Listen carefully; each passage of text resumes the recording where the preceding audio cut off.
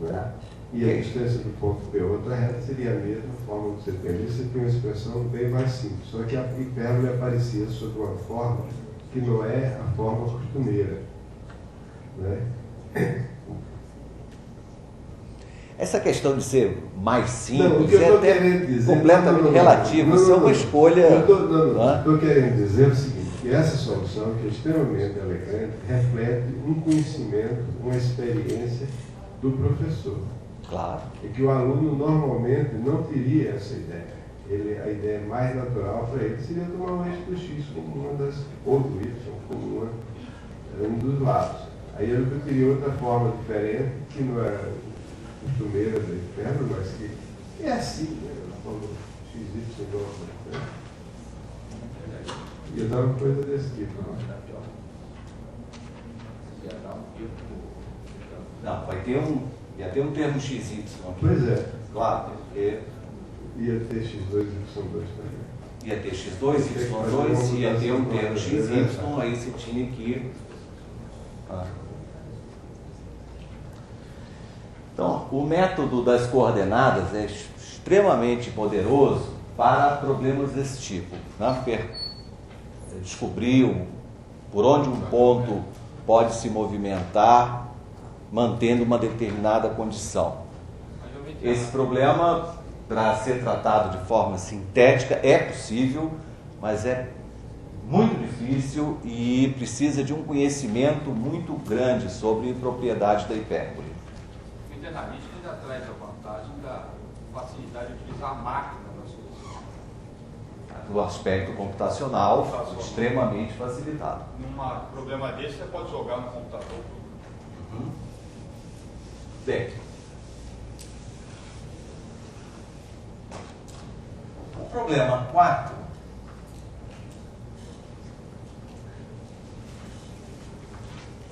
apesar que nós já estamos quase no limite,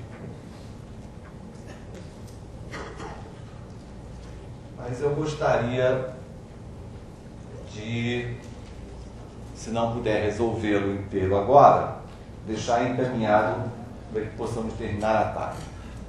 Você vê ali um trapézio. Você vê aqui um trapézio.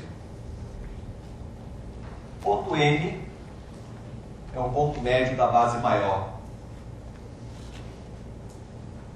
O ponto N é o ponto médio da base menor.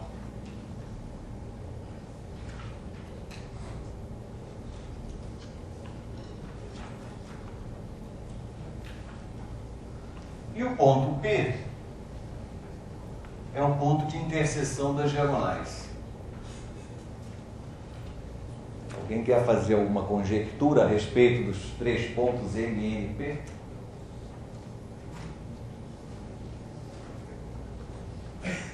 Puxa, parece, né? Parece, né?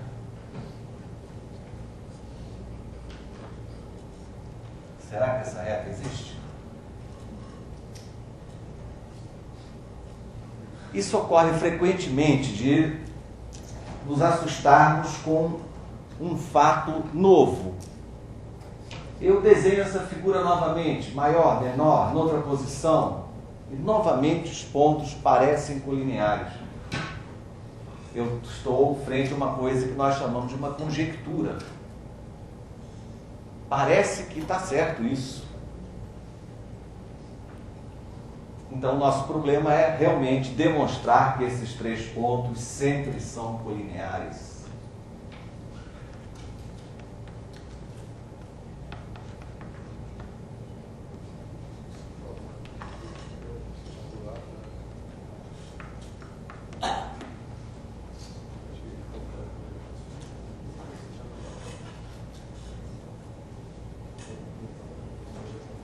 Vamos escolher o nosso sistema, deixar preparado o nosso sistema de coordenadas?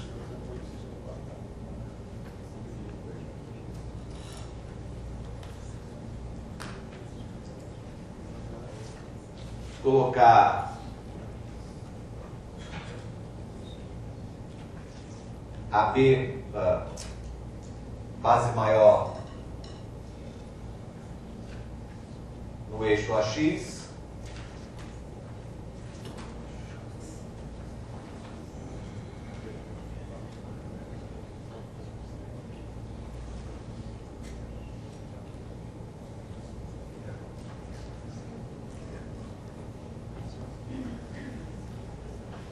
Então, um vértice da origem, o outro extremo da base maior, vamos representar por 2A e 0. Estou aqui tentando melhorar a minha vida, né? Meus cálculos. Ponto médio da base maior, portanto, é A, 0.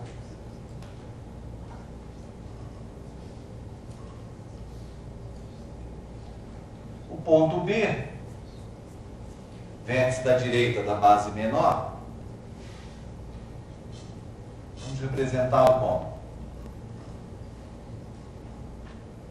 Eu vou chamá-lo por 2B, H. H é a altura do trapézio. O ponto C, vamos chamá-lo como 2C e novamente H.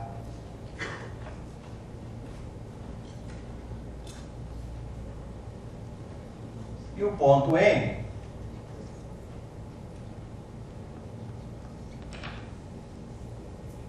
ficaria como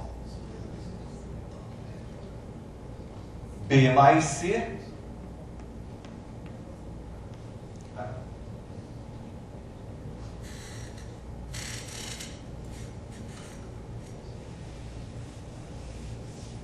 A partir daí, o trabalho é mecânico. A álgebra vai começar a trabalhar. Você vai determinar as equações das retas das diagonais. Isso, a equação da reta que contém os pontos médios. E, enfim, intersectar a reta MN com cada uma das diagonais, mostrando que o resultado é o mesmo ponto. Bom, isso dá algum trabalho, mas não é difícil. É um trabalho mecânico que o aluno precisa também ter experiência nisso. Posso achar ponto P, achar a reta MP, e depois verificar se o ponto de interseção pertence, você vai ter a grata surpresa de verificar que sim. Eu queria ainda tocar no seguinte ponto. Eu estava dizendo que o fato de uma solução analítica dar algum trabalho mecânico, isso é normal. Mas não é uma coisa difícil. É substituir, resolver equações, resolver sistemas, verificar se um ponto pertence a uma reta ou não. Isso não é difícil. Você trabalha isso.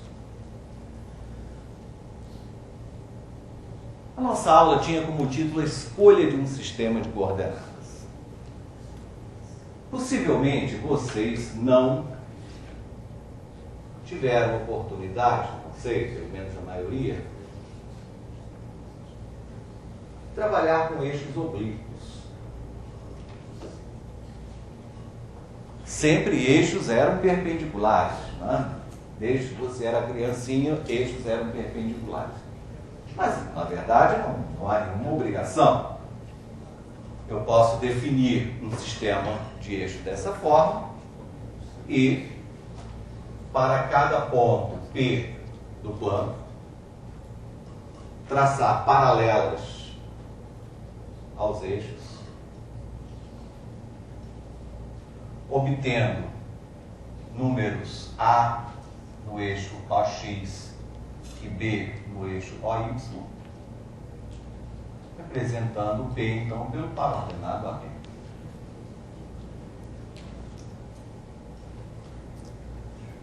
O que ocorre de desvantagem quando eu trabalho assim? A fórmula da distância fica complicada, porque o que antes era a utilização do teorema de Pitágoras, agora necessita de uma lei dos cossenos. porque vai depender do ângulo entre os dois eixos. Mas existe uma coisa que é absolutamente igual no sistema oblíquo e no sistema ortogonal, que é a equação da reta.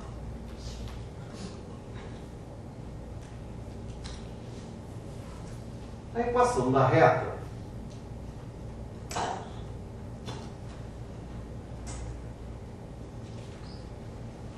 fica da seguinte forma.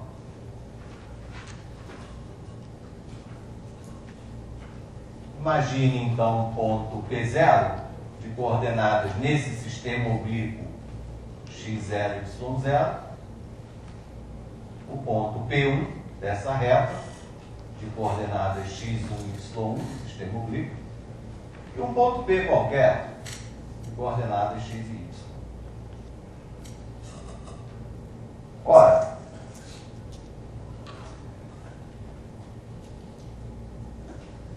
a inclinação da reta P0P é a mesma da reta P0P1, já que esses três pontos são colineares. Nesse caso, eu não posso mais chamar a inclinação de ΔY sobre ΔX, mas eu posso usar o fato que os dois triângulos verde e azul são semelhantes. Isso quer dizer que este lado azul, que é y menos y0, dividido pelo lado azul horizontal, que é x menos x0, é igual à mesma razão entre os lados verdes, y menos y0 e x1 menos x0. Ora, isso é exatamente a mesma expressão que tínhamos obtido no sistema ortogonal. Só que agora isso daí não é mais tangente de coisa nenhuma. Ou seja, uma reta num sistema oblíquo possui uma equação exatamente do mesmo tipo, ax mais by igual a c.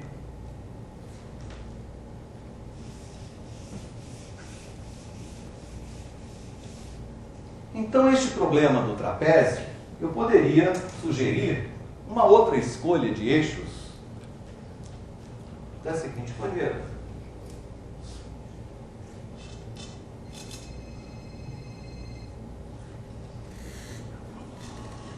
Aqui está o trapézio e os eixos OX passando na base maior e OY nos pontos médios das bases.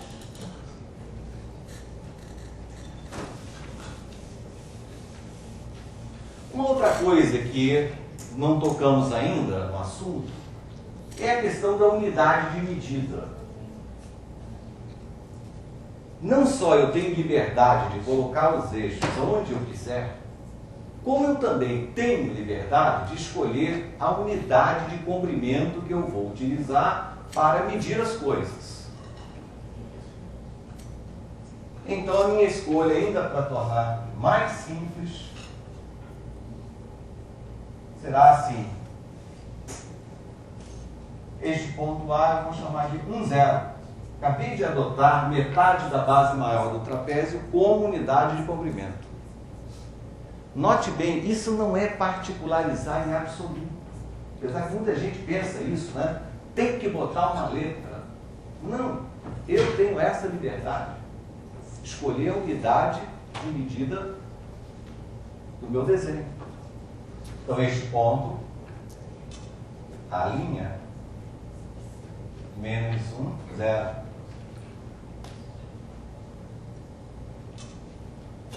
Em cima, o ponto B, BH, ó, sim, a unidade de medida já foi estabelecida. E o ponto B', menos B.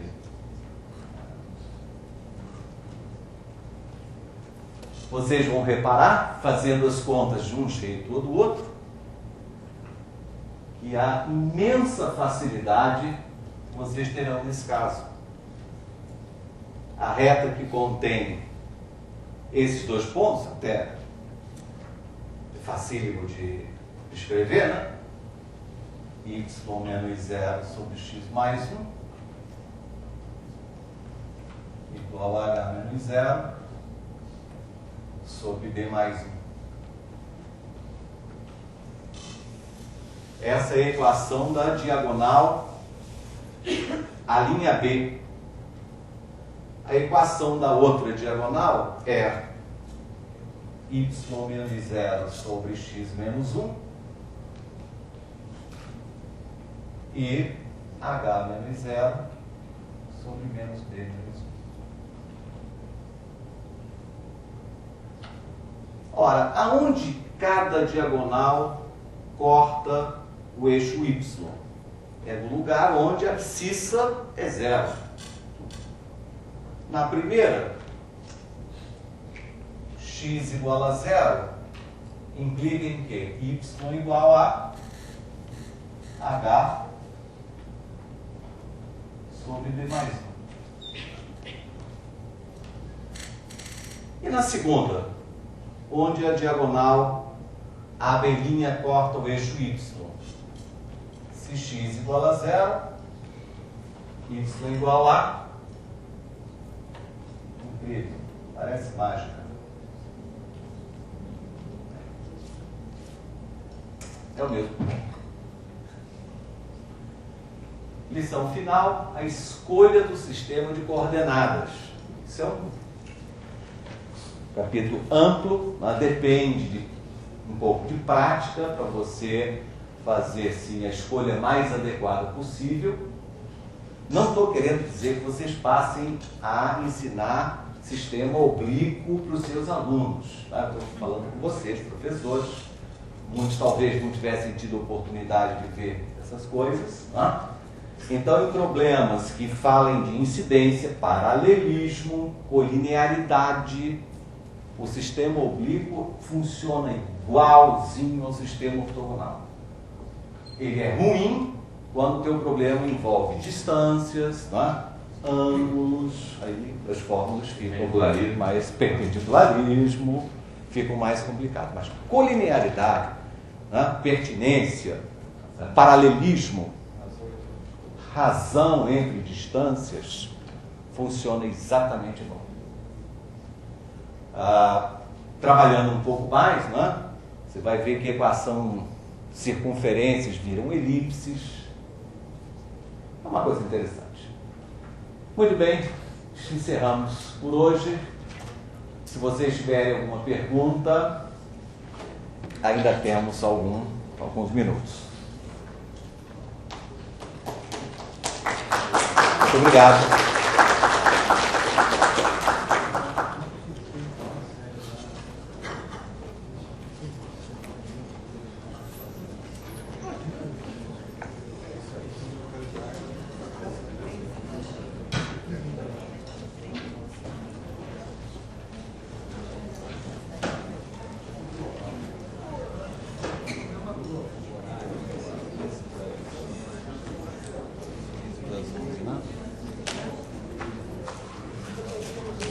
Voltamos 15 para as 11, sem falta, por favor.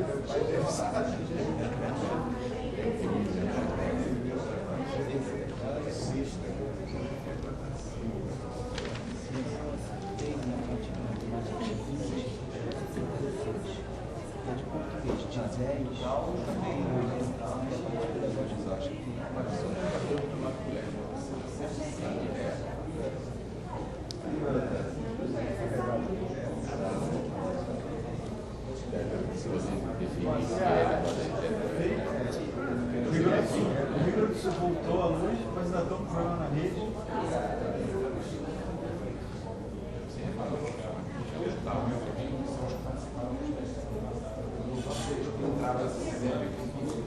Só para lembrar que o Pokémon já papai. Se fosse o Ceará, tá. Não, tá aqui, Ceará. Ceará que tá manchando. Pois é, eu tô dizendo. Tá perdendo a minha torre.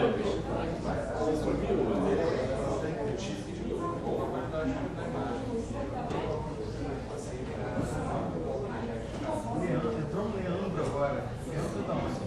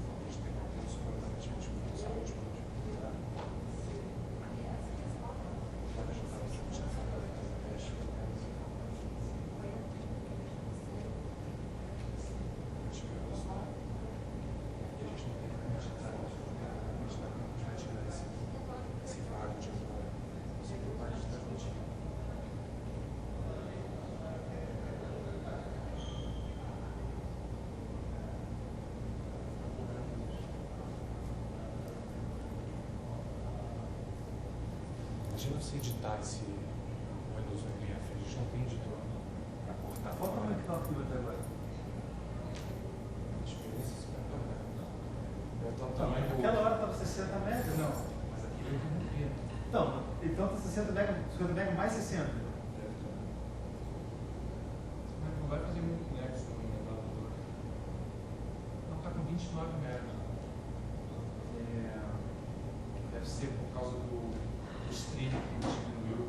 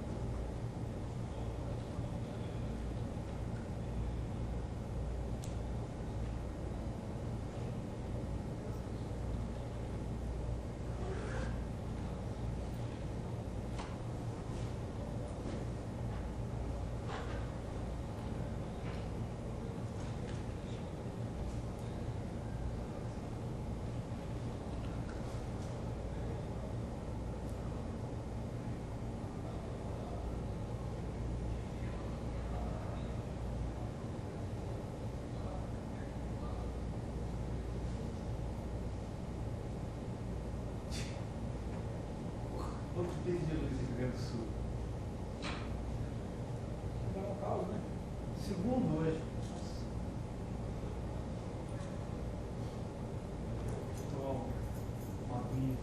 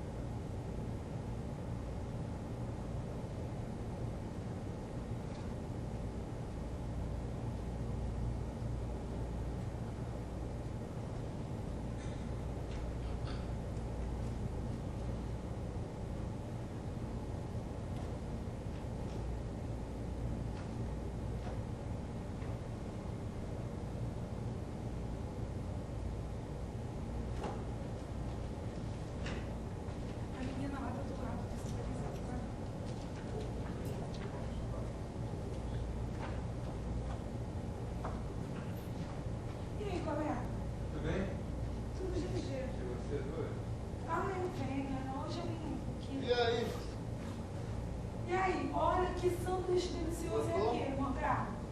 Não gostei não, amei. Vamos encomendar para lá para cá. Ai, esse canal comeu tudo, olha. Eu fomos espertos. Comemos o sanduíche, depois mandamos para eles. Ali naquela lojinha. Mano, aquilo ali é mais dele. Você vai fazer não, feijão. Não mesmo. Ah, mas adorei esse sanduíche, né? E outra coisa, tem vários, assim, vários tipos, cada um mais gostoso que o outro. Eu ia ver com eles. Tem uma caixa que eu comprei, é uma caixa promocional, caixa número 2. Ele vem mais baratinho. Eu amo naquela caixa, que eu acho o melhor de todos são os quilos de azeitona. Não sei se vocês concordam. Eu nem gosto muito de azeitona, mas acho melhor que o sanduíche. Existe uma caixa número 4, também promocional, que tem outros tipos de sanduíches. Agora, você pode montar a sua própria caixa. Eu tô olhando lá. Vai sair um preço um pouquinho mais caro, mas Mas eu achei muito gostoso. eu monto minhas caixas em geral com o de palmito, o de azeitona, o de 4 queijos e o outro, às vezes, eu boto plano catupiry, às vezes eu boto cotipur. Caraca, Marcelo vai ficar um dia inteiro. Não, Marcelo, Agora, não aquilo é pode super lá. prático. Fim de semana, às vezes, eu detesto o sol. Mas minha filha vai com a mãe para a praia ou para a piscina. Eles ficam por lá. Aí acaba a mamãe almoçar, come alguma coisa por lá mesmo. Eu não vou sujar a panela no fim de semana. Eu adoro ver sanduíche em casa porque é almoço. E outra coisa, ele é muito gostosinho. Dá pra congelar legal? Legal, congelar. Eu experimentei, não. Que loucura. Não tem tempo. Mas acho que sim. Porque Marcelo, você sabe, né? Mas acho que sim. Mas na geladeira, ele dura tranquilo. Bota aquele pão. Tablete daquele de carregador sabe que eu não comi o requeijão ainda, porque eu não tinha goiabada, eu acabei de não sair comprando, não tinha coisa de marido da conversação. Mas duro que duro, é um dia, sabe? Um requeijão, né? É, tudo 2 refeições. E olha, você sabe que é engraçado? Você sempre mexeu no requeijão. Um dia eu fui no supermercado e comprei Fidelis, que é parecido assim, tem o mesmo formato. Eu fui comer assim, não é que uma praia tem razão, realmente o requeijão da Copilete ele é mais cremoso e o da Fidelis é mais duro. Aí eu fiquei pensando assim, realmente. Eu amo aquele requeijão. Muito Agora eu bom. mantenho sempre essas caixas de sanduíche no carro. Eu fiquei apaixonada. Isso dá uma fome de noite. Se é coisa melhor para dar uma fome de noite. Olha, Você na minha acorda casa de com carro, calor, vai ao banheiro 3 horas da manhã. Às 12 horas da manhã estava lanchando. Comer um negocinho, tem coisa melhor do que aquela casa de sanduíche. aquilo ali é um tentado a qualquer jeito. Aquilo ali não pode. Eu e a Vera ontem comemos um sanduíche com a carne. Mas, olha, eu logo no ano passado, você já viu esquete, né? Logo no ano passado, você viu esquete, né? Existe mesmo, essas gente que fez graça na igreja de Itaocá, camarada. Comprou uma. Isso, você bota e compra água na aula.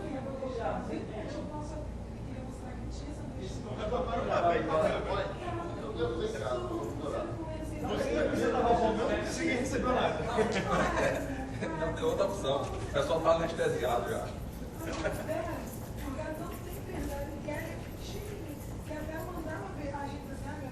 Qual é o seu trabalho? Ah, e você, eu gosto quando tem aquele primeiro que tem tomate. Tem tomate? Muito gostosinho. Gosto mais de azeitona. Ah, eu gosto mais do que Tem um vidro na frente da câmera. caldo de queijo. Ah, não me sentou, né?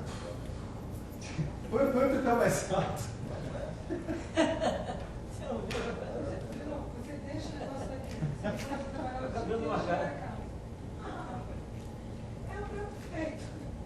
Eu Não, digo, mas você eu quer. ficar no tamanho dos pratos. Não tem coisa. Não, mas o que sanduíche é bom? Vai mais sair o relógio daí. Tem pouco pão, mas ele é bom. É igual, você assim, é light. Só que a light, pra você no seu light, tem que tomar light. Não tem jeito, não tem que ser light nem light. Comeu um monte, acabou de dar a mesma coisa que só queijo. Não tem como. Mas eu acho que hoje eu e a Vera vamos repetir lá. Alô, alô, alô. O H tem que encomendar ou pode chegar lá e conta pra gente? Não, tá na hora. Cara, Tá na hora. estão transmitindo isso aqui mesmo? Pode encomendar o que você quiser, pode escolher, fazer uma caixa selecionada. Eu recomendo só um. Boa atenção pro outro, tem ninguém reclamando. Se ninguém assumiu, Vamos, vai, vai. tem como anestesiado pelos outros. Isso aí eu não vou, embora pertinho dali. Você não tá achando aqui? Achei que era paralela, tudo. Sexta-feira. Você quer pegar no site?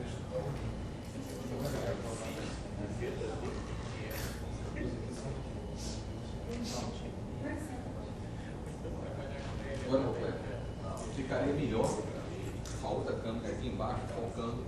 Sempre o cara faz o desenho e vai demonstrar. Agora, assim, quando você acompanha o andar dele com essa câmera aqui, o terreno vai ficar todo assim. É, mas eu não tenho essa imagem, eu tenho aquela. Mas ele deve ser por causa da cadência.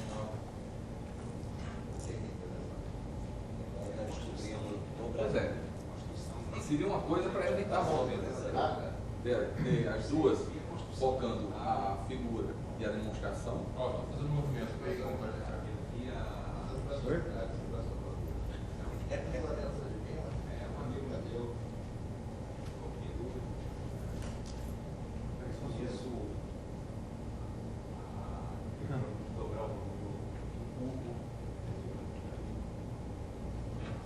Conheceu o Teorema de Haga?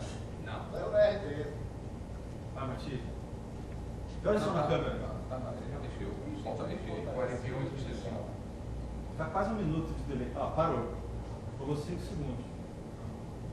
Deixa o reloginho. Parou. É mesmo? Foi ainda não mexeu. Hein?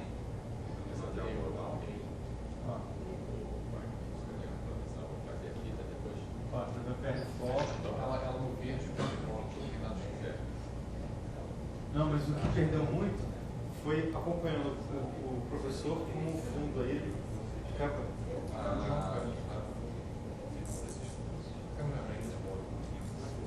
Não, aí para essas tomadas de posição,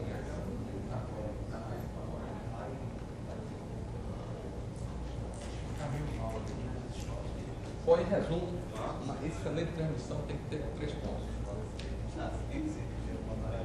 Uma para imagem, outra para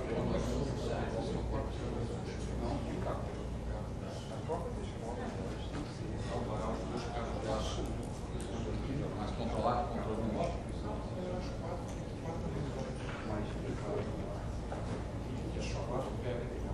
Ele só fica chateado.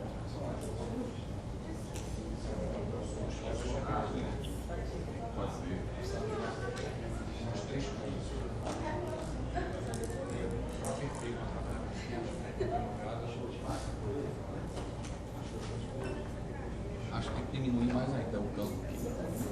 Tinha papel, não? Escrever como é que para falar.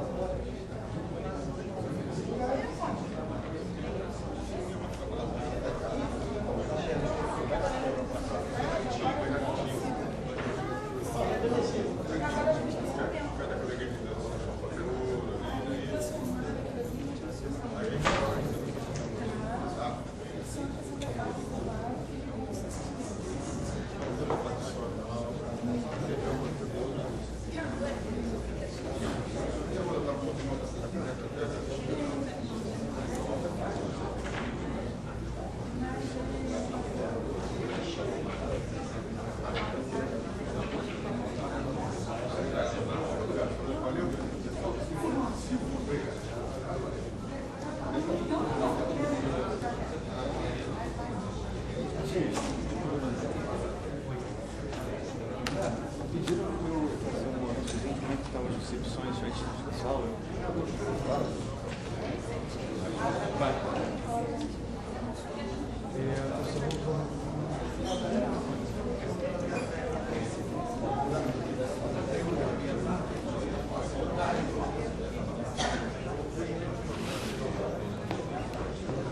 as marcas ali, você viu? Deixa eu ver.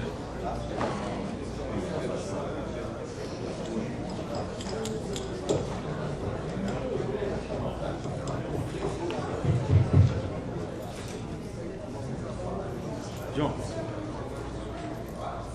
Matias, avisa aí que eu vou falar.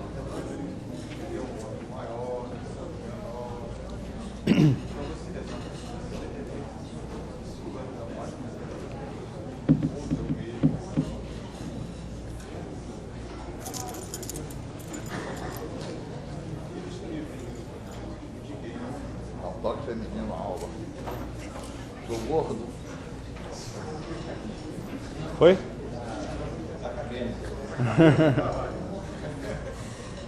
E Matias, foi? Responde, rapaz. Posso começar? Bom, pediram para eu avisar, fazer um relatóriozinho sobre como é que foi a transmissão nessa primeira parte de hoje. A gente teve no início um problema muito sério com a rede. A gente teve algum nó na rede que a gente não conseguiu identificar, que fez com que as transmissões ficassem bastante ruins no iníciozinho. Por exemplo, Ceará recebia vídeo, não recebia áudio, Minas Gerais ficava congelando o tempo todo, Campinas estava com som, mas o vídeo estava sem sincronismo, a Universidade Federal do Rio Grande do Sul teve problemas de energia elétrica, ficou um tempão fora, voltou, aí teve um outro pique de luz. A gente conseguia gerar o sinal aqui perfeito até a RNP. A RNP mandava o sinal para a rede com uma qualidade boa, mas esse sinal estava tendo problemas para chegar em Pernambuco, Ceará, Minas Gerais e Campinas. A gente, no meio da aula, baixou um pouco a utilização de banda e os problemas todos se resolveram. A gente conseguiu transmitir o final da aula com todo mundo já dizendo que estava recebendo com qualidade, com a imagem boa e o som melhor também. Então a gente espera agora que na segunda parte do dia de hoje nenhum problema ocorra. Com exceção do problema elétrico que não depende da gente lá no Rio Grande do Sul. A preocupação desse anúncio, porque algumas pessoas locais nas universidades estavam achando que era erro local deles. Ou seja, o pessoal estava culpando a operação local. No entanto, o problema era devido a condicionamento na rede de maneira geral. Tá? Então, o problema é que não depende, teoricamente, não dependeria de controle de ninguém no seu tráfego mesmo que existe. Particularmente hoje foi normal. Ontem a gente transmitiu sem problema, hoje teve esse problema pela manhã. Bom, vamos então à aula.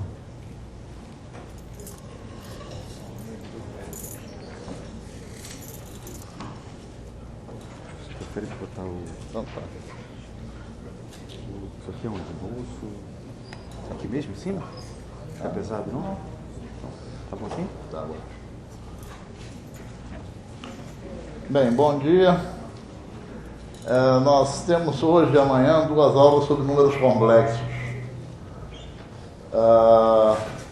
Essa primeira aula, teoricamente, deveria ser dedicada à apresentação de números complexos na forma algébrica e a aula de amanhã, a aplicação da representação geométrica dos complexos.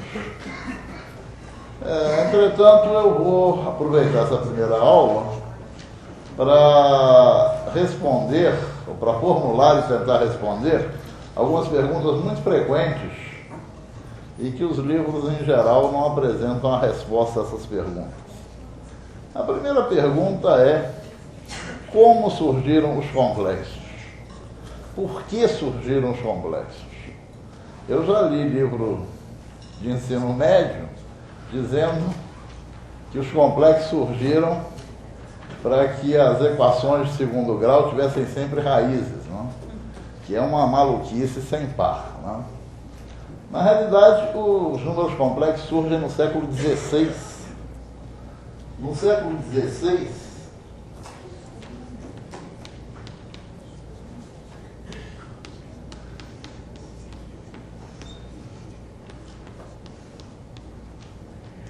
Cardano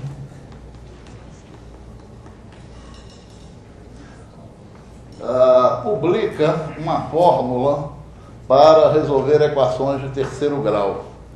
Ele publica uma fórmula para resolver equações da forma x ao cubo mais px mais q igual a zero. Essa fórmula é até hoje conhecida com o nome de fórmula de Cardano, por ter sido Cardano quem a divulgou. Alguns livros até contam essa história e apresentam a fórmula de Cardano, mas eu não vi ainda em nenhum livro de ensino médio uma dedução da fórmula de Cardano. E essa dedução é até bastante simples, de modo que eu acho que seria enriquecedor para a gente conhecer um pouquinho da história da matemática a respeito, e eu vou deduzir essa fórmula de Cardano, que fez eu ia dizer que fez o Cardano para resolver a equação de terceiro grau, mas na realidade não se deve a ele a descoberta dessa fórmula. Ele foi apenas quem a divulgou. Mas como deduziram essa fórmula? A ideia foi bastante simples. Tentaram decompor a raiz dessa equação como uma soma de duas parcelas, U e V. Chamando então o x de U mais V, a equação transformar-se-ia em U mais V ao cubo mais P, U mais V, mais Q igual a zero. Fazendo umas continhas, isso aqui é igual a U ao cubo mais V ao cubo mais 3UV U mais V mais PU mais V mais Q igual a zero. E arrumando, U ao cubo mais V ao cubo mais 3UV mais P, que multiplica U mais V, mais Q igual a zero.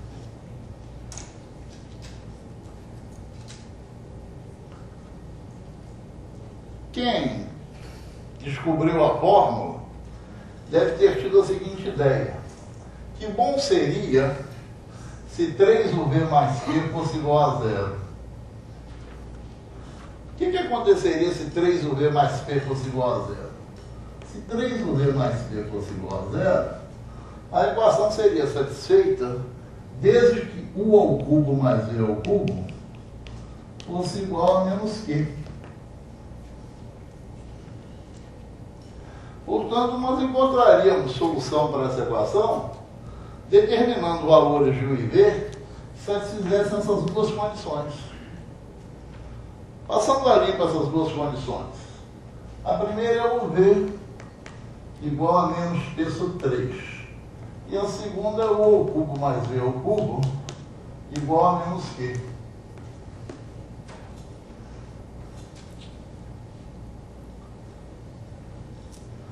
A primeira equação pode ser escrita também U ao cubo mais V ao cubo, U ao cubo vezes V ao cubo igual a menos P ao cubo sobre 27. E a segunda equação, U ao cubo mais V ao cubo igual a menos Q. O problema de determinar U ao cubo e V ao cubo é o problema agora de determinar dois números conhecendo sua soma e o seu produto. Mas determinar dois números conhecendo sua soma e seu produto é um problema de resolver uma equação de segundo grau. U ao cubo e V ao cubo são as raízes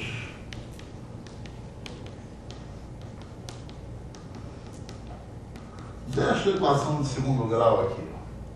T ao quadrado mais QT menos P ao cubo sobre 27 igual a 0.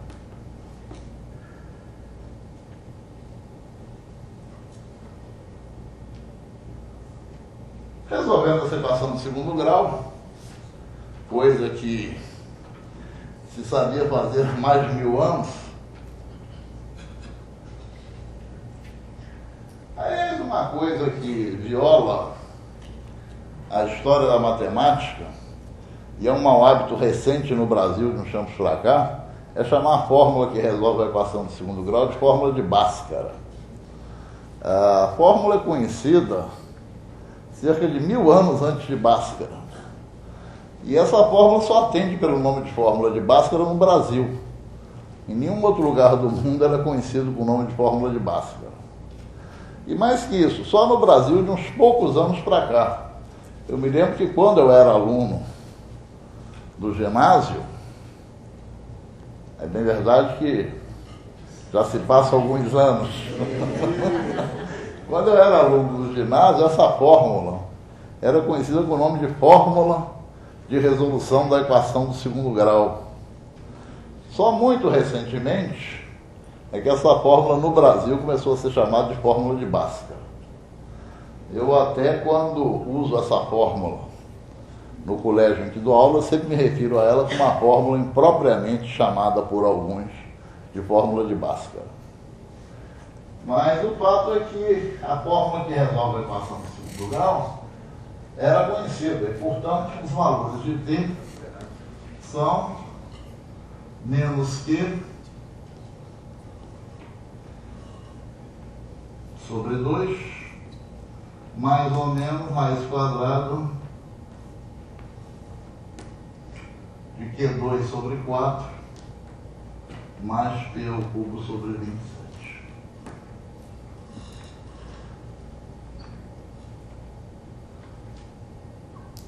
Esses valores de t são os valores de O cubo e V ao cubo.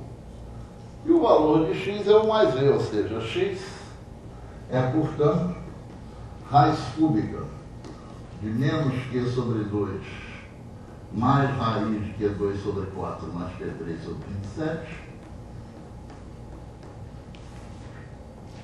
mais raiz cúbica de menos q sobre 2 menos raiz quadrada de q2 sobre 4 mais q3 sobre 27.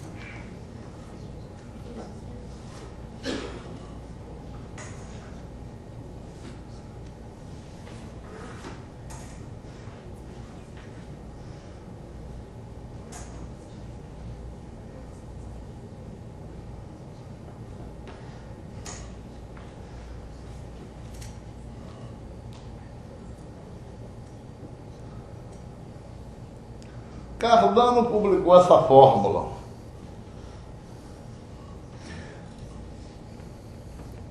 Cardano tinha um discípulo chamado Bombelli.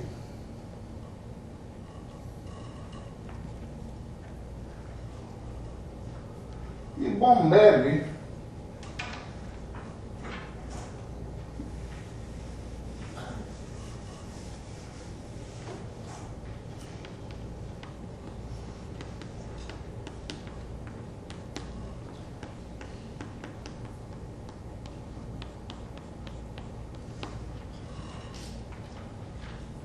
aplicou a fórmula de Cardano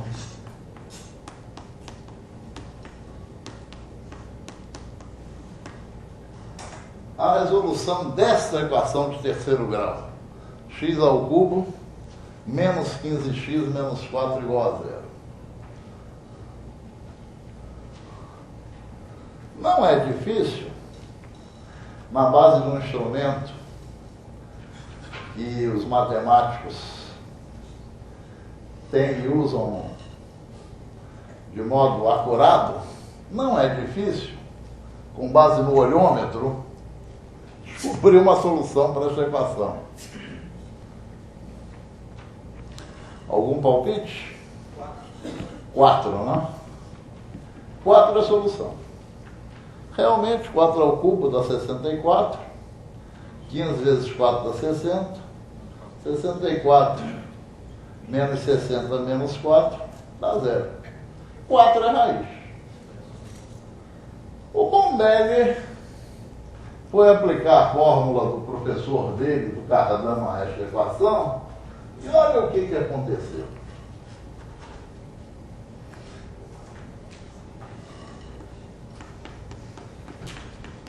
Olha o que aconteceu. X igual raiz cúbica de menos Q sobre 2. 2.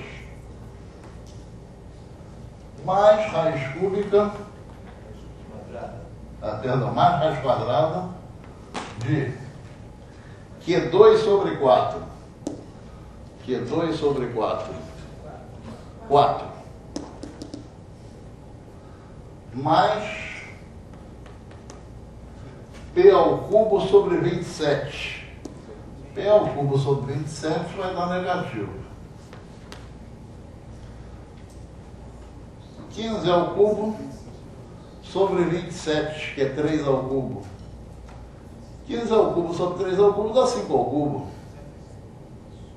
125.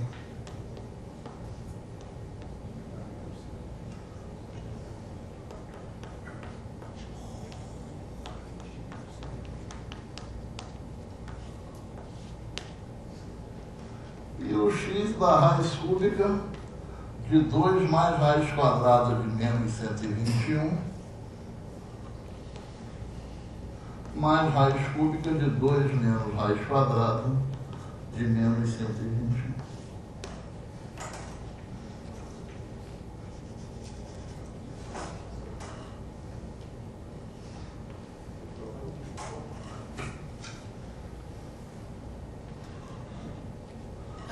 Bom, eu quero lembrar que nós estamos no século XVI, 1500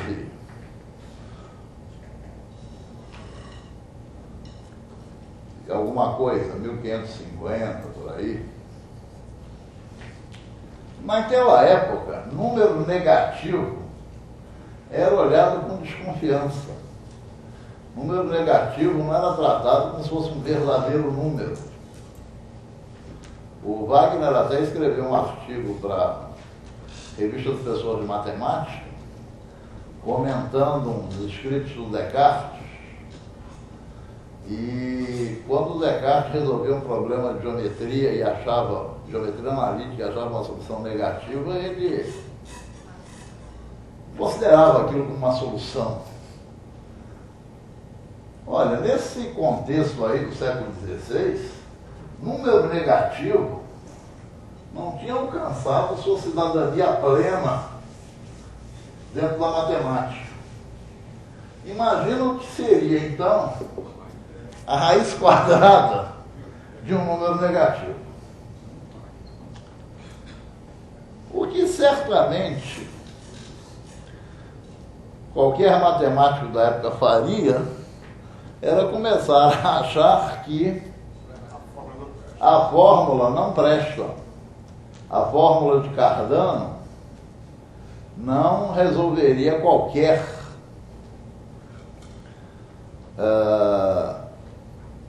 equação de terceiro grau. Não se aplicaria a qualquer equação da forma x ao cubo mais px mais q igual a 0. Entretanto, o Bombelli não era de desistir tão facilmente. Ele andou fazendo umas manipulações e ele observou que 2 mais raiz de menos 1 ao cubo, foi isso?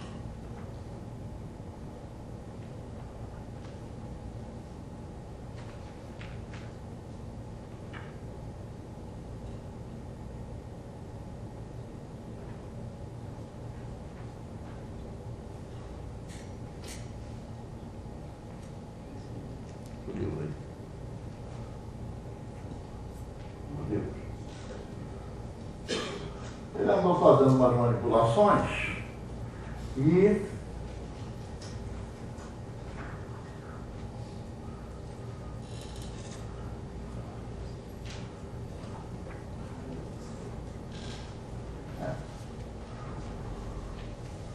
E ele calculou 2 mais raiz de menos 1 ao cubo e obteve 2 ao cubo mais 3 vezes 2 ao quadrado vezes raiz de menos 1, mais 3 vezes 2 vezes raiz de menos 1 ao quadrado, mais raiz de menos 1 ao cubo. 8 mais 12 raiz de menos 1, menos 6. Aqui ele foi corajoso, não? Ele botou que raiz de menos 1 ao quadrado dava menos 1. E aqui foi mais corajoso ainda. Raiz de menos 1 ao cubo, ele decompôs como se fosse raiz de menos 1 ao quadrado vezes raiz de menos 1. E obteve menos raiz de menos 1.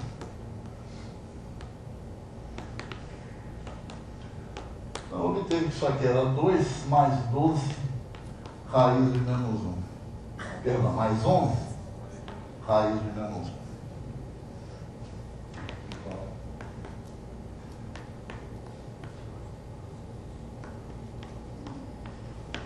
E ele percebeu que se ele trabalhasse com os números, com as raízes de números negativos, como se fossem números, ele concluiria que 2 mais raiz de menos 1 ao cubo seria igual a 2 mais raiz de menos 121. E, portanto, bom, de modo análogo, né, ele concluiria também que 2 menos raiz de menos 1 ao cubo é igual a 2 menos raiz de menos 121. E, portanto, essa fórmula aqui, desde que se tivesse sangue frio para tratar as raízes quadradas de números negativos como se fossem números, e olha que isso era um ato de coragem, numa época em que nem número negativo era considerado um verdadeiro número, não? Se ele tivesse coragem de tratar as raízes de negativos como se fossem números, o valor de x aqui seria, não? 2 mais raiz de menos 1, mais 2 menos raiz de menos 1, e daria o 4, que se sabia que era a solução. Foi a partir daí que os matemáticos começaram a operar livremente com essas raízes quadradas de números negativos, inventando, portanto, aquilo que hoje a gente chama de números complexos. A desconfiança era tanta que no início eles chamavam esses números não de complexos, e sim de números imaginários. Já era um próprio nome que traduzia a falta de confiança, nesses novos números. E foi assim que surgiram os números complexos dentro da matemática. Mas eles sempre foram tratados com muita desconfiança. Só com o tempo as pessoas vão se habituando a outras ideias e começam a encarar certas coisas que parecem à primeira vista esquisitas, começam a tratá-las com maior naturalidade. Os números negativos passaram a ser tratados como números devido à persistência, com o tempo. E os complexos, quando é que eles passaram a ser considerados como verdadeiros números? No século XVIII. Só quando Gauss começou, o príncipe dos matemáticos, só quando Gauss começou a usar números complexos e utilizar a representação geométrica dos complexos, é que os números complexos ganharam cidadania plena dentro da matemática. Certo? Então, o primeiro tópico que eu desejava abordar hoje é exatamente esse. Como surgiram os complexos dentro da matemática.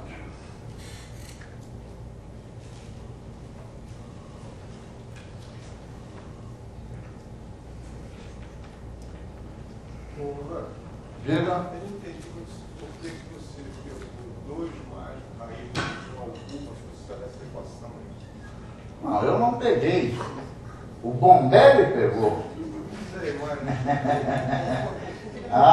Eu não sei. Quiseram saber. Tanto que eu até consultar, não, se o Bombelli realmente tinha feito isso, essa manipulação. Até consultei o livro, né, antes de reproduzir a manipulação do Bombelli. Bom, o Bombelli sabia, né, que 4 era a raiz. Ele observou também que aquelas 2 expressões dentro do radical de raiz cúbica, né, eram conjugadas num certo sentido, né? Então, ele deve ter feito milhões de tentativas, né, para conseguir mostrar que a fórmula do professor dele funcionava, né? Mesmo que às custas de tratar raízes de números negativos com verdadeiros números.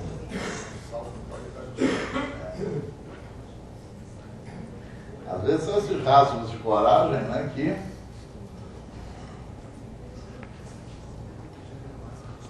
esses rasgos de coragem, aliás, são bastante comuns em matemática, né? Quem primeiro conseguiu calcular a soma da série dos inversos dos quadrados naturais, 1 mais 1/4, mais 1/9, mais 1/16, etc., foi Euler. E Euler partiu de uma série infinita e fez de conta que aquilo era um polinômio e foi em frente. Coisa que eu preciso ter ousadia para fazer isso.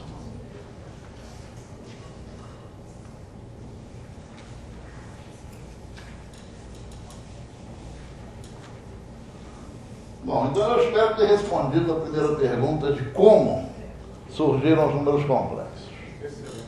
A segunda pergunta, bastante comum, aparece às vezes em variadas formas. Às vezes aparece da seguinte maneira: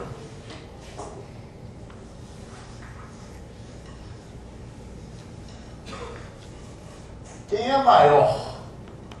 1 mais 2i ou 2 mais i? E algumas vezes aparece a pergunta sendo quase uma resposta: por que não se ordenam os complexos?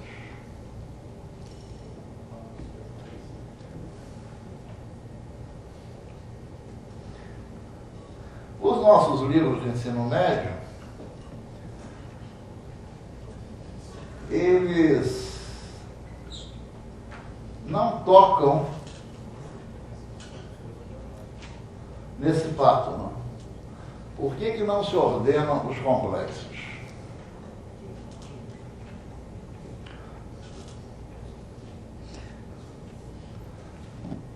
O problema não é propriamente de ordenar. Ordenar complexo a gente podia ordenar. Um complexo é menor que o outro se tiver a parte real, não? Menor do que a do outro. Se as partes reais forem iguais, ele será menor se a parte imaginária de um for menor que a do outro. O problema é que essas ordens, que podem ser criadas, essas ordens não têm nenhuma propriedade interessante. Quais são as propriedades interessantes da ordem dos reais?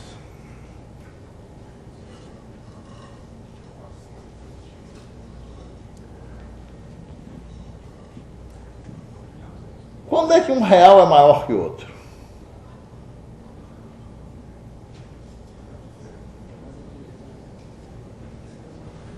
Quando está mais à direita na reta. E quando é que você bota um ponto mais à direita de outro da reta? Quando ele é maior.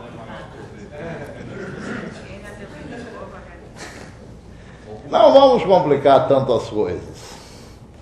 Na realidade, nos reais pelo menos, essa história de ser maior, menor, é um disfarce da noção de positivo e negativo, certo? Você diz que A é maior que B quando a diferença A menos B é positiva. Não, você diz que A é menor que B quando a diferença A menos B é negativa. Esses conceitos todos, de maior, menor, nos reais, são derivados da noção de positivo e negativo. A noção de negativo, por sua vez, é derivada da noção de positivo. Quando é que um número é negativo? Quando o seu simétrico, o seu oposto é positivo, certo? De modo que as propriedades da ordem dos reais são, na realidade, propriedades decorrentes dos positivos. E quais são as características dos positivos?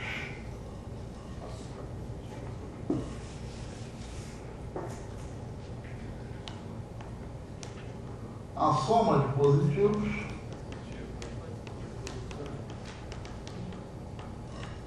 é positivo.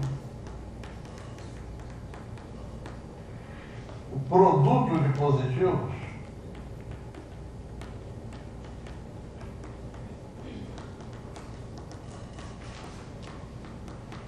é positivo.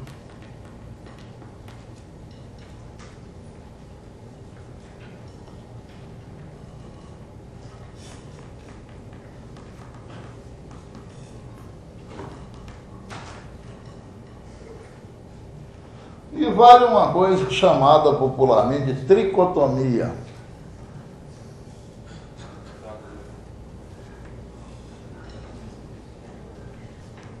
Se X é R$1,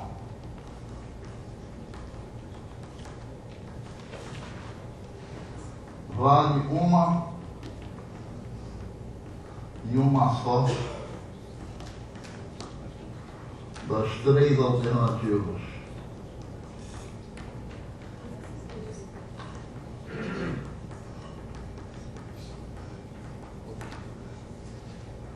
X é positivo, X é zero, X é negativo.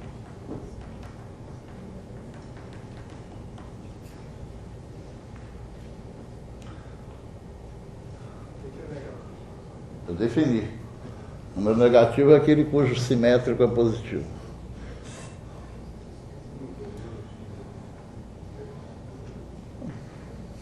Eu já havia definido o negativo.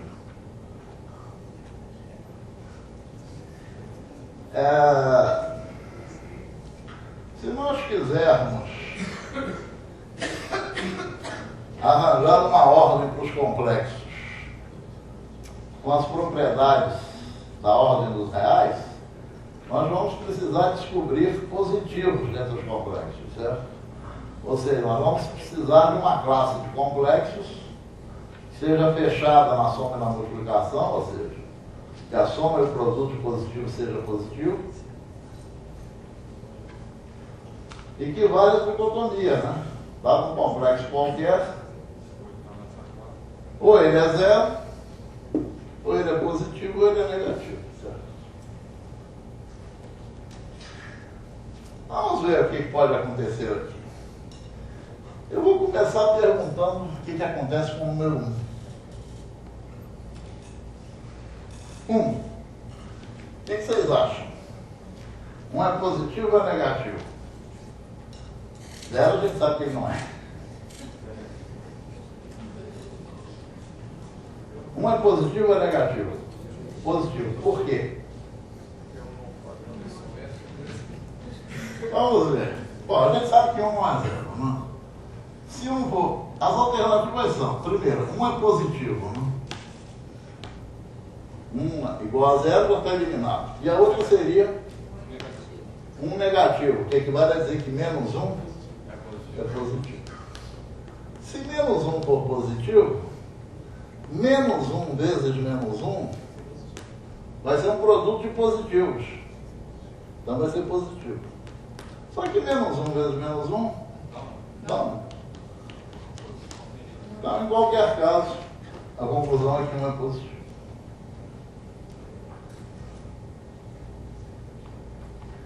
Mas agora que nós sabemos, né, com plena certeza, que um é positivo, Vamos nos perguntar o que acontece com I. O que acontece com o complexo I com a raiz quadrada de menos 1? Bom, I não é zero, né? Então, ou I é positivo, ou I é negativo, ou seja, menos I é positivo. Se I for positivo, I vezes I é um produto de positivos, então seria positivo. Só que I vezes I é menos 1. Se menos I for positivo, menos I vezes menos I é um produto de positivos. Então também seria positivo. Só que menos I vezes menos I daí ao quadrado dá menos 1. Só que dizer que menos 1 é positivo equivale a dizer que 1 é negativo. E nós sabemos que não é, né? Nós sabemos que 1 é positivo. De modo que é impossível criar uma ordem dos complexos que satisfaçam essas três condições. Não? É impossível que a soma de positivos seja positivo, o produto também equivale a tricotomia. Não é propriamente que não consiga ordenar os reais, a gente consegue, mas a gente vai ter uma ordem que não vai ter interesse algum, né?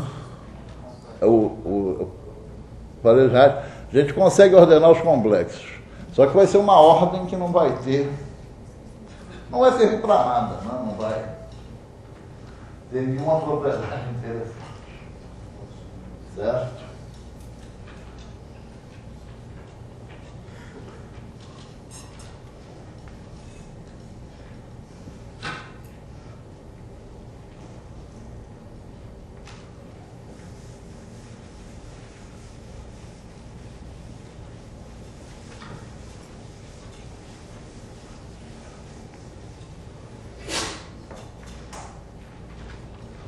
Uma terceira pergunta que me fazem é o que significa a palavra afixo.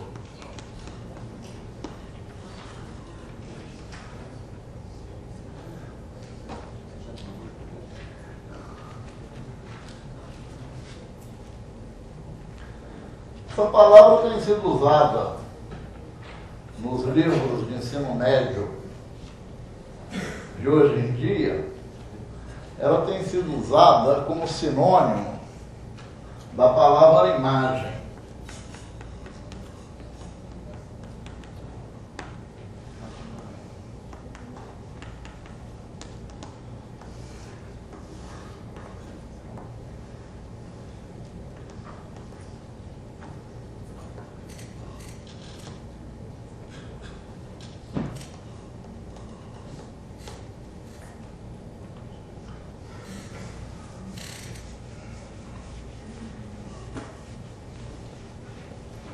Nós estamos habituados a representar os complexos por pontos do plano.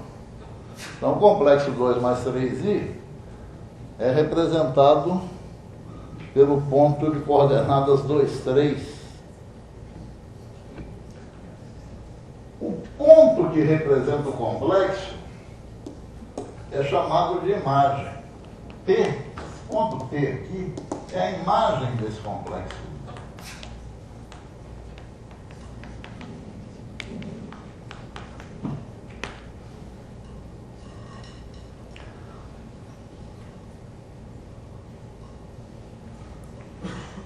No Império e no início da República, estudava-se matemática no Brasil, essencialmente em livros franceses. Esse nome afixo é o aportuguesamento, né, de uma palavra francesa, certo? E se dizia, né, diziam os livros franceses da virada do século XIX para o XX, como Combe-Russe e outros, Eles diziam que o complexo era a imagem, era o afixo do ponto. Todos os livros franceses, da virada do século XIX para o século XX, definiam o afixo assim. O ponto era a imagem do complexo, e o complexo era o afixo do ponto. De uns tempos para cá, alguém se atrapalhou na tradução e botou afixo como sinônimo de imagem. E hoje a imensa maioria dos livros está usando a palavra afixo como sinônimo de imagem. Mas não é, né? Afixo está para imagem como o pai está para filho. Não? Se um é o afixo do outro, o outro é a imagem do outro, certo?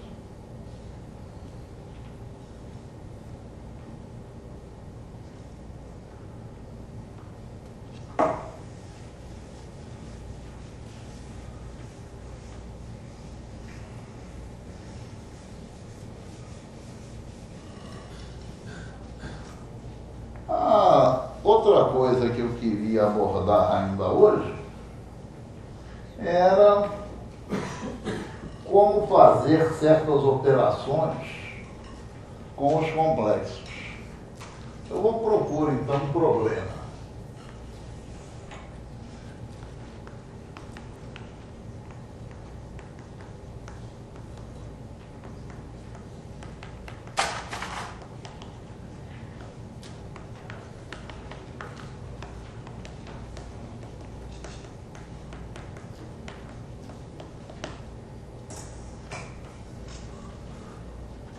Calcular as raízes quadradas de 3 menos 4i.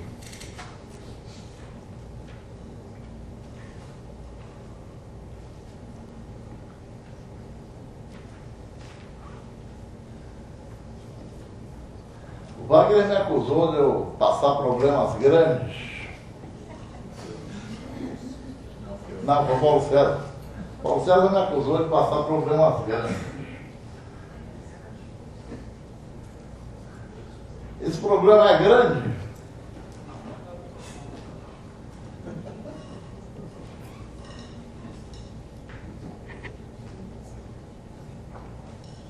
Você mede o tamanho do baforado.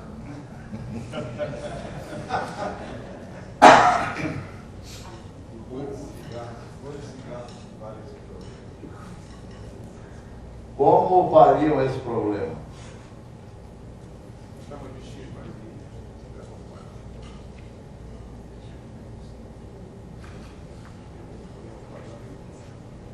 Vamos fazer as contas?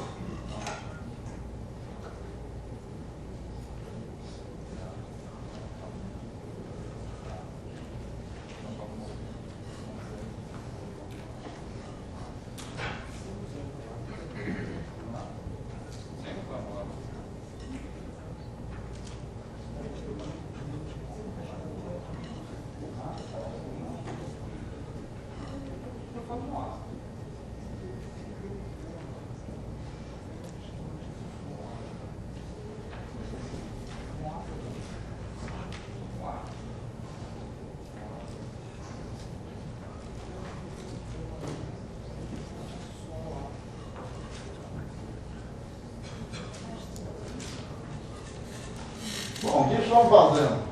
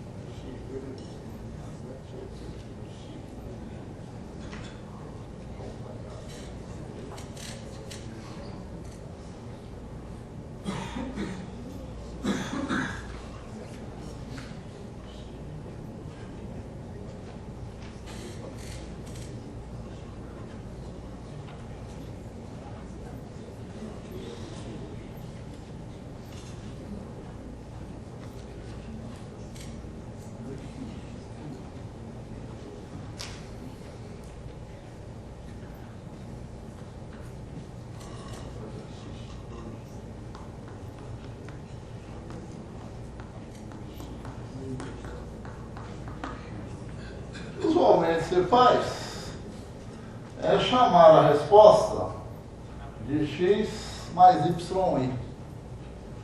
Então seria a raiz quadrada de 3 menos 4i, x mais y ao quadrado é igual a 3 menos 4i. E agora vamos pagar todos os nossos pecados, né? Fazendo essas contas.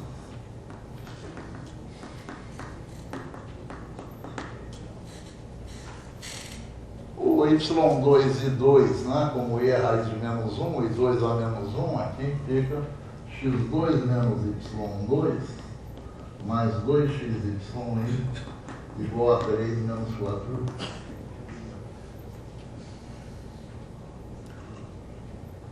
A igualdade desses complexos acarreta que as partes reais são iguais, ou seja, x2 menos y2 é igual a 3, e as partes imaginárias são iguais, 2xy a menos 4.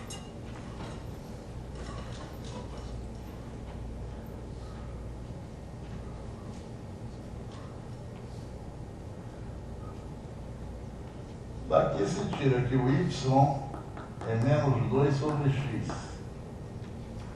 Na segunda equação se tira que o y é menos 2 sobre x. Substituindo na primeira, x2 menos 4 sobre x2 igual a 3. Arrumamos x4 menos 3x2 menos 4 igual a 2. Dá uma equação de quadrada, não? É uma equação de segundo grau disfarçada. E na equação de segundo grau, a soma das raízes é 3 e o produto menos 4. 4 e menos 1.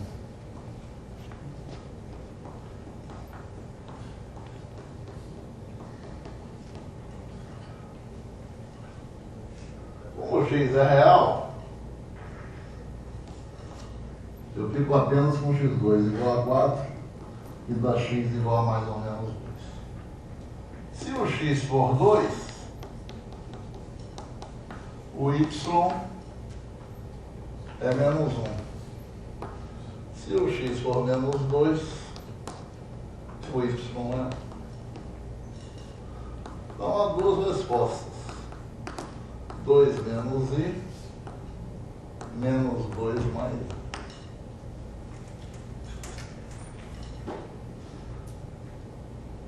Alguém sabe fazer isso de modo melhor? Você fazer de modo pior. Qual? Passar para a forma trigonométrica e usar aquela fórmula horrível. É. Terrível porque você vai ter um argumento, né, meio ruinzinho aí, né, vai ser um ângulo cuja tangente é menos 4/3, aí você tem que trabalhar para achar as linhas, as funções trigonométricas da metade desse ângulo. Uma solução ruim sem máquina de calcular. É, realmente. Mas vamos ver se a gente resgata um conhecimento que para alguns já é um conhecimento esquecido. E para outros, o conhecimento até existe, mas em geral a pessoa não liga o nome à pessoa, certo?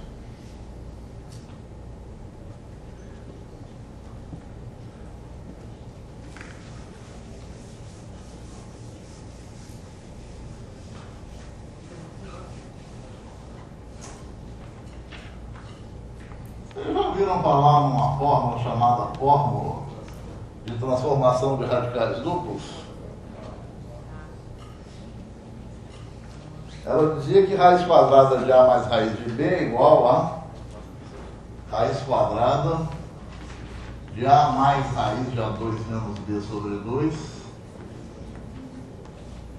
mais raiz quadrada de A menos raiz de A2 menos B sobre 2. Rigorosamente falando, isso não é uma fórmula. São duas. Que é uma fórmula análoga no caso o sinal de ligação aqui são negativo. Então, aqui seria sinal negativo também. Todo mundo sabe provar essa fórmula? Como se prova essa fórmula? É fácil. É só observar que os dois membros têm o mesmo quadrado. O quadrado aqui você calcula de cabeça, né? Qual o quadrado aqui desse membro do lado esquerdo? A mais ou menos raiz de G. E aqui vai fazer uma continha, né? Quadrado primeiro, quadrado segundo, duas vezes primeiro pelo segundo, vai aparecer um produto notável, né? No final simplifica, você vai constatar com imensa alegria, né? Com uma alegria assim de botafoguense, você vai constatar com uma imensa alegria que o quadrado também é A mais ou menos raiz de G. Então os dois números aí, primeiro membro e segundo membro, têm o mesmo quadrado. Depois é só observar que no campo real eles têm o mesmo sinal também, né? Porque aqui nunca é negativo, e aqui se o sinal for mais também nunca é negativo, e mesmo que seja sinal menos, esse é maior ou igual aqui. Então os dois membros têm o mesmo sinal também. Mesmo quadrado, mesmo sinal são iguais. Né? Essa fórmula a gente está habituado a utilizar para simplificar certas expressões, não? Por exemplo, 2 mais raiz de 3. Raiz quadrada de 2 mais raiz de 3.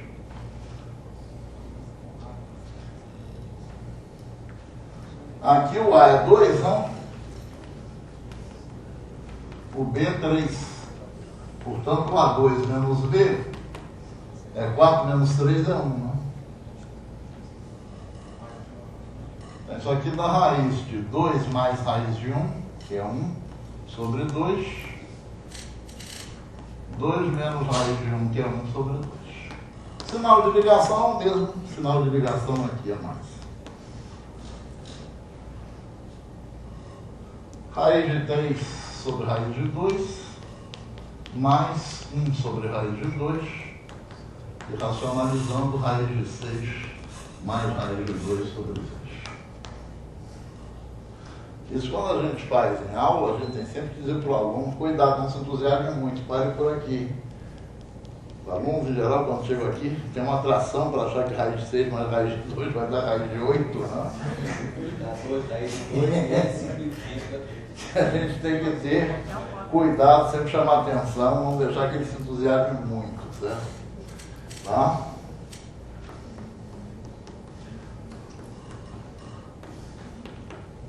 Esse aqui, por exemplo, o A aqui seria 7 e o B tem que estar dentro da raiz, né? Primeiro tem que mandar o 4 aqui para dentro, não? O B 48, o que dá o A2 menos B igual a 1. Você der esses dois exemplos, você chama a atenção do aluno que não vai pensar que o A2 menos B dá sempre 1, foi uma coincidência, certo? Não, porque também há certos livros por aí que eles suprimiram a atitude matemática de provar as coisas. A atitude matemática preferida de certos livros é a observação. O cara observa dois exemplos e aí conclui, né? São verdadeiros best-sellers.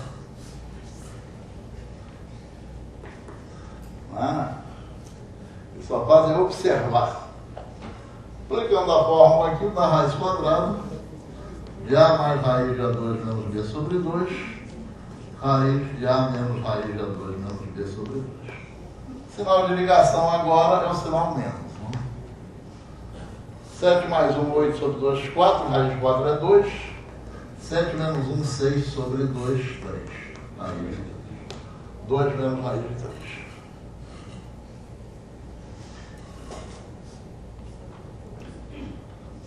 Há um problema aqui que as pessoas às vezes não ligam o nome à pessoa. Uma das grandes utilidades dessa fórmula é tirar a raiz quadrada de número complexo. Na forma para tirar a raiz quadrada de número complexo. Vamos de novo?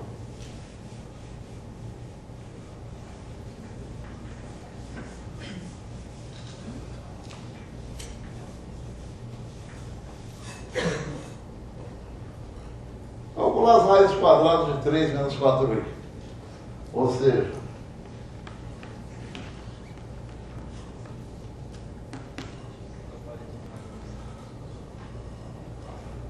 eu transformo esse 4i aqui num radical, uma raiz. 4i é a raiz quadrada de 4i ao quadrado, ou seja, 16 e 2 menos 16.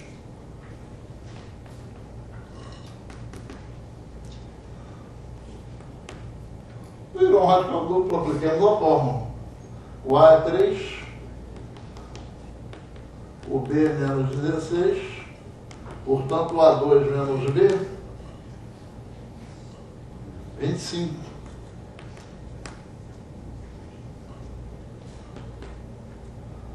Então, raiz de A mais raiz de A2 menos B sobre 2, raiz de A menos raiz de A2 menos B sobre 2. Sinal de ligação, menos. 3 mais 5, 8 sobre 2, 4, raiz de 4 é 2. 3 menos 5, menos 2 sobre 2 é menos 1, raiz de menos 1. As raízes, portanto, são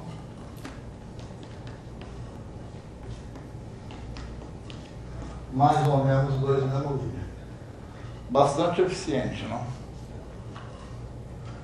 Olha, eu não estou defendendo que você ensine essa fórmula para tirar a raiz quadrada de complexo.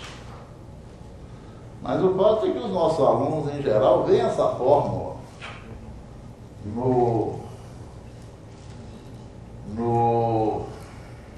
na oitava série. Então, se ele sabe essa fórmula, aproveite. Aproveite. Chegou uma pergunta, e é a seguinte: A2 menos B será sempre quadrado perfeito? A resposta é não. No campo real, essa fórmula aqui, ela simplifica as coisas quando A2 menos B é um quadrado perfeito. Se o A2 menos B não for um quadrado perfeito, essa fórmula aqui vai transformar uma expressão complicada numa expressão complicadíssima, certo? Não é? Essa fórmula aqui, em geral, transforma uma expressão complicada porque isso aqui é um radical duplo, né? Tem uma raiz dentro de uma raiz. Essa fórmula, em geral, transforma uma expressão complicada numa expressão complicadíssima. Porque do lado de cá há 2 radicais duplos. Mas ela é simplificadora no caso especial do A2 menos B ser quadrado perfeito. Aqui não. Ela é sempre simplificadora para tirar a raiz quadrada de complexo. Por exemplo, vamos atacar agora tirando as raízes quadradas de 1 mais i.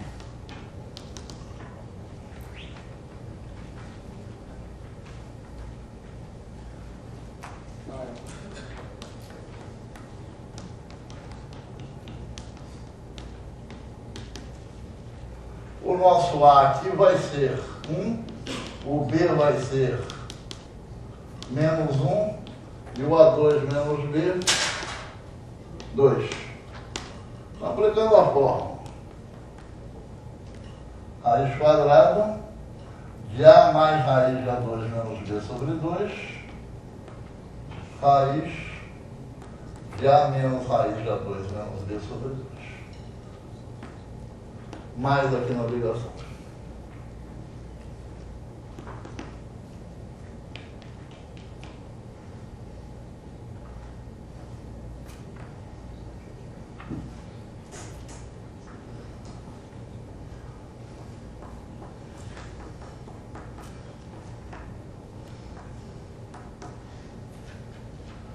Aqui neste termo, esse 1 menos raiz de 2 sobre 2 é negativo, certo? Então eu vou botar o menos 1 aqui em evidência. Vai ficar raiz quadrada de raiz de 2 menos 1 sobre 2.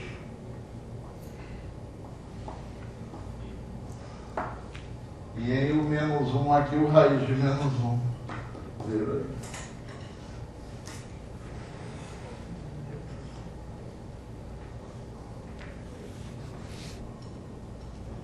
Cara, temos uma pergunta aqui de Minas Gerais. A pergunta é a seguinte. Um problema.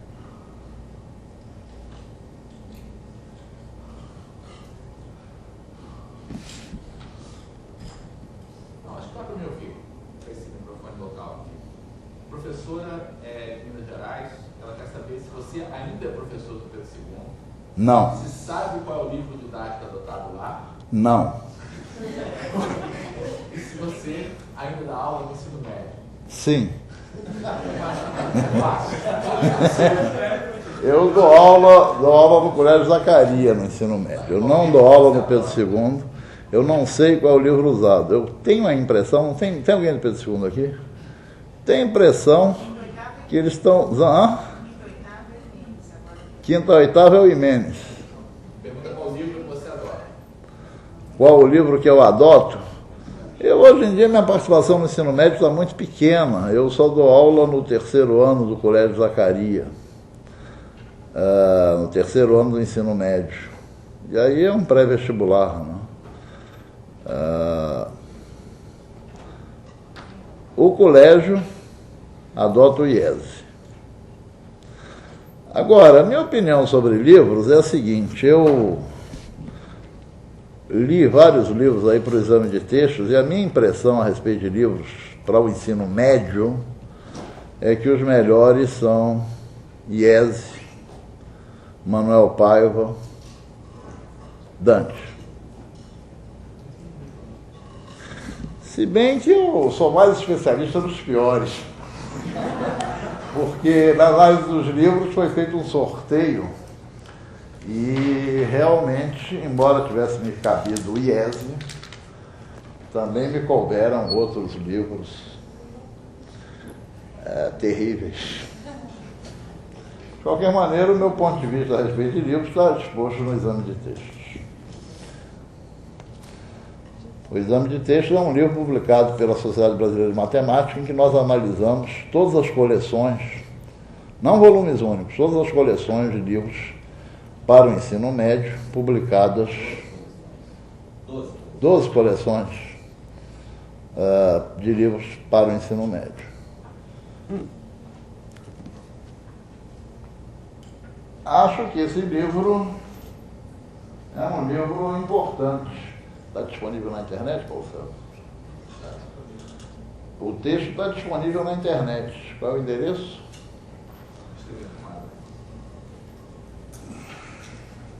O texto do exame de textos está disponível na internet. Vocês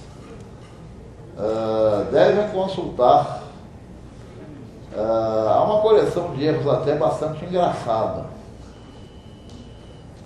Há erros absolutamente inacreditáveis, certo?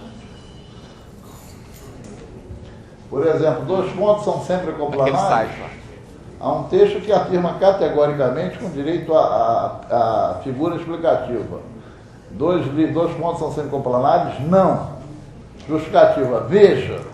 Aí ele desenha um ponto aqui, desenha um plano aqui. Eu acho que uma ideia do autor, plano é só uma coisa horizontal. Passou pela cabeça dele pegar um plano botando essa reta aqui. E há algumas besteiras assim absolutamente inacreditáveis. O site onde vocês encontram o texto do exame de textos é esse aqui, www.ensinomédio sem acento, junto, ensinomédio.impa.br. Leiam. Peguem lá o livro que vocês adotam, Vocês vão encontrar em alguns casos até a lista completa dos erros. Ou da ausência de erros. Não existe uma revisão em relação aos livros de matemática na hora da publicação do livro? Todo livro tem uma página onde consta o gerente editorial, os revisores, etc. e tal. O problema é que há autores e autores, há revisores e revisores. Né?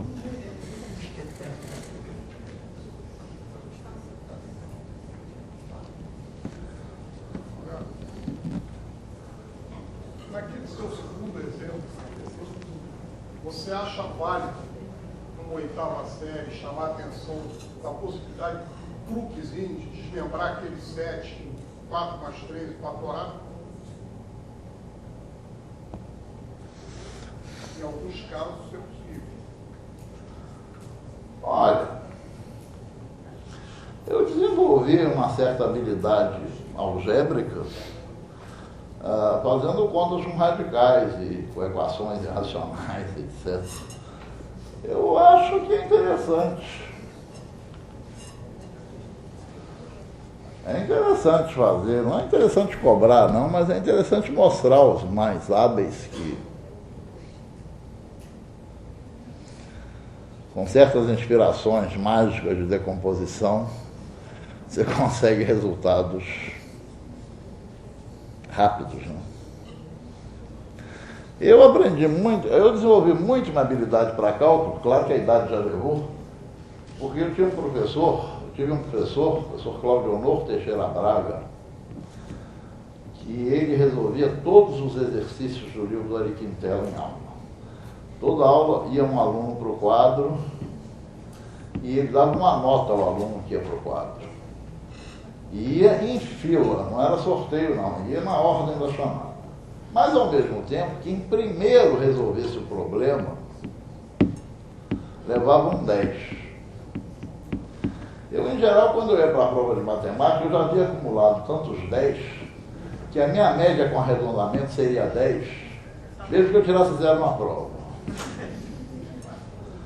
Porque ali eu percebi que a maneira mais fácil de eu fazer média alta em matemática era resolver aqueles problemas todos de cabeça.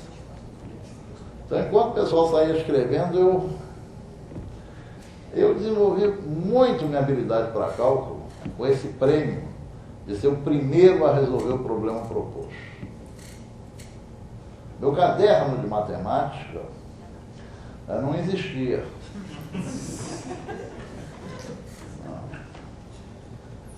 Assim como o Elon faz elogios ao professor de matemática dele, o Benjamin, né?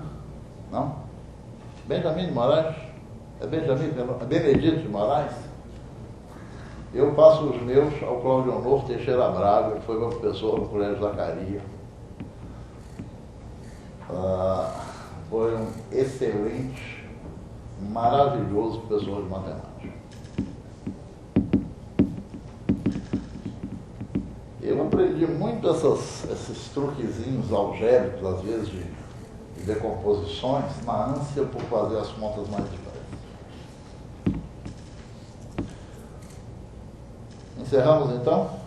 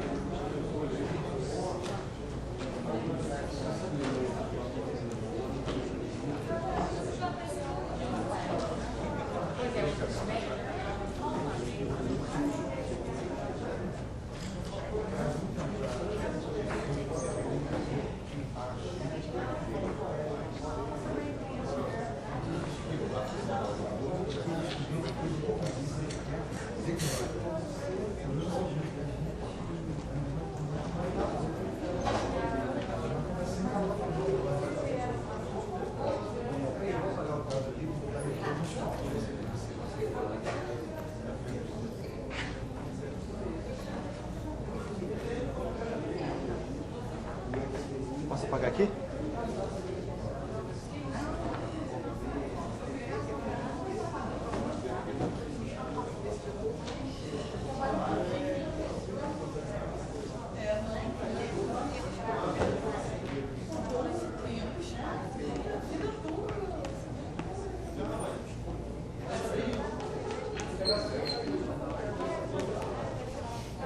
Coloquei ali, proibido fumar.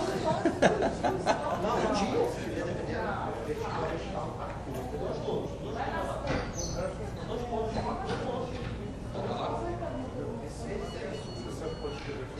Volta a falar nisso, cara.